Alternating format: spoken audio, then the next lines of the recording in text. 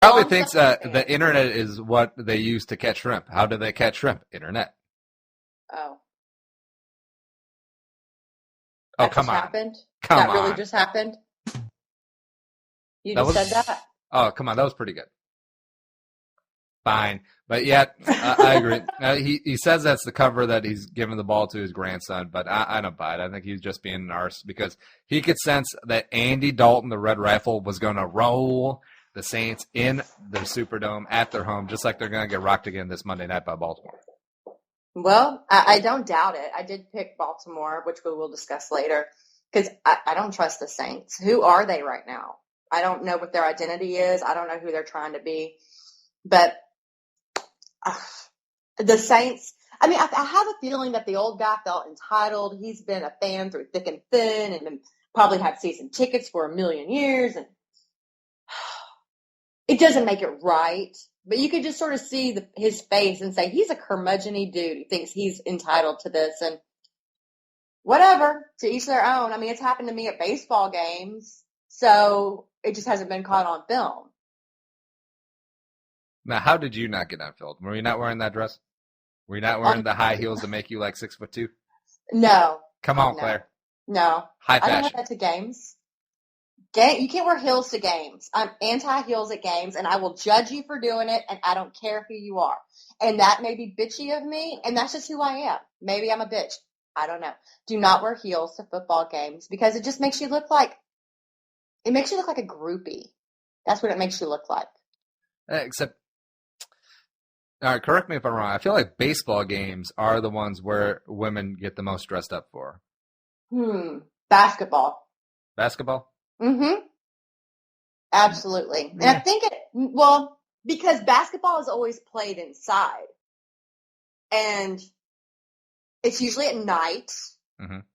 And so I think that women tend to get more dressed up to go to a basketball game than an NFL game where you're out there tailgating all day, or a baseball game where they're usually outside and you're with the elements and it's hot and everything else. So I think basketball. Wait, so you're saying that a woman can't be attractive after eating about 2.5 pounds of kielbasa and then shotgunning a sixer? Because I find that to be the most sexy.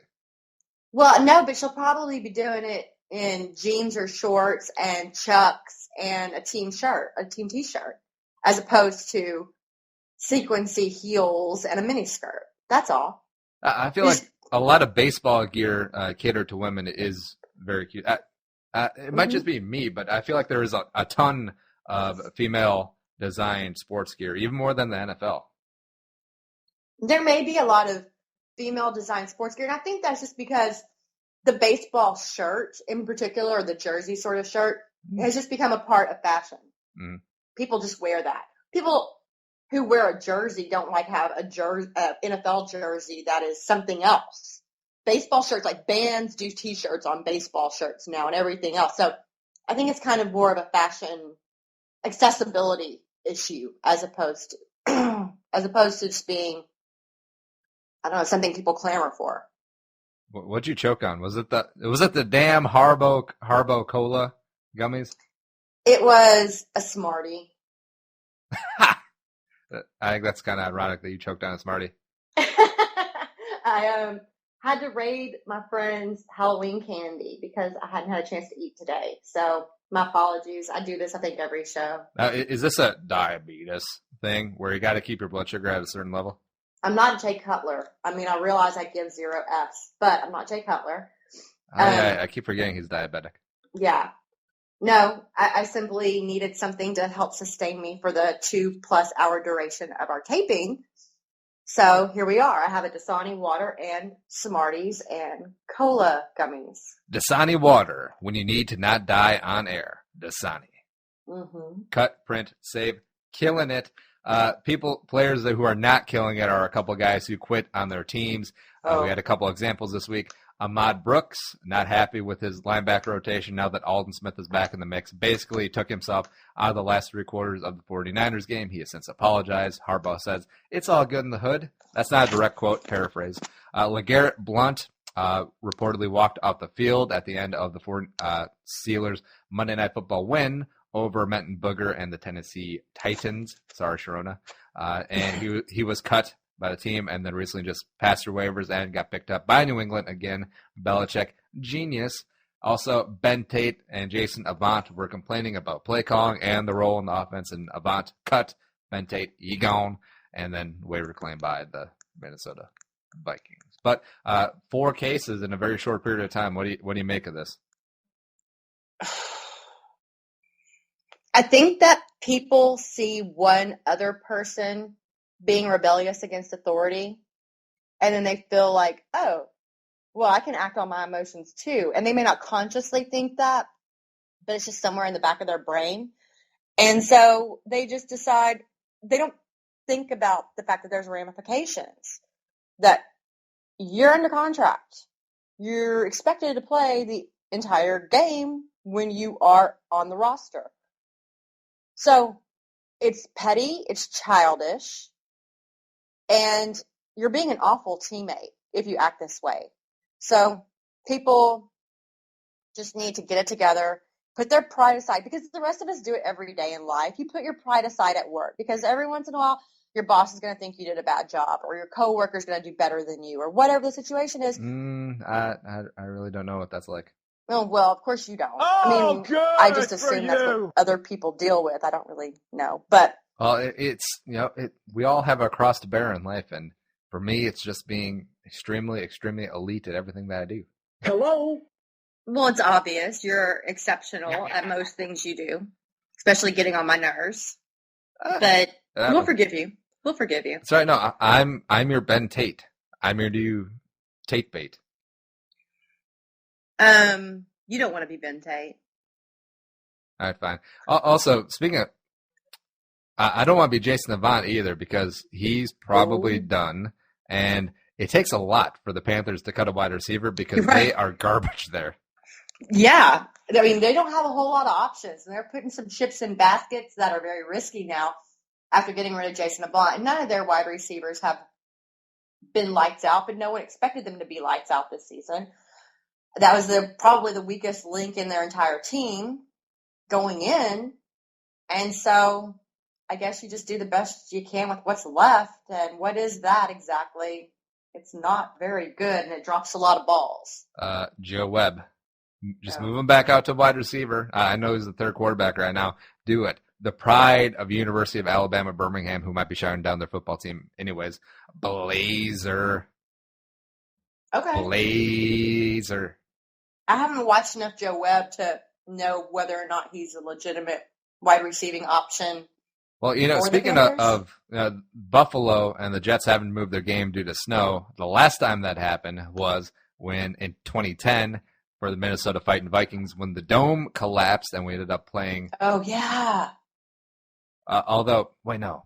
Am I getting these details wrong? It was in Philly, and it ended up playing on Tuesday Night Football because of the snow. And Joe Webb was our quarterback, leading us to victory over the mighty Philadelphia Eagles, quarterbacked by Michael Vick, Antoine Winfield's best game as a Viking. Hello. I'm sure that's a nice memory for you. Not really. 2010 was pretty much a dumpster fire. And then we got Christian Ponder, so it's kind of a bad parlay of mixed Well, feelings. Honey, you're a Vikings fan. Wah, wah. Yeah, and of course we would claim Ben Tate. You know what I called that when I found out about that? A real kick in the Tate. That's pretty cute. But really, for him to have that kind of game against his former team that allowed him to enter free agency after he had been the starting running back all season, that was pretty bad. I mean, that's... Well, would he have 2 carries for negative 9 yards? Yes. That is a really bad look that you did that poorly against your former team. So, and you lose your job to 2 rookie running backs, one of whom has a fumbling problem, and Isaiah Crowell. I like Isaiah Crowell. He'll get it together, I think. I hope. Moving on to someone who is not getting it together, Mike Mitchell and his Twitter game. So after the Monday Night Football win, he went to Twitter calling fans broke, trash, telling one to kill himself, and a lot more colorful language, not safe for the kiddies on this show. But Tomlin banned Mitchell from Twitter. This 2 weeks after Mitchell jumped over the line of the Jets victory formation, just kind of take out Michael Vick like YOLO style. Not a good sequence of good decisions.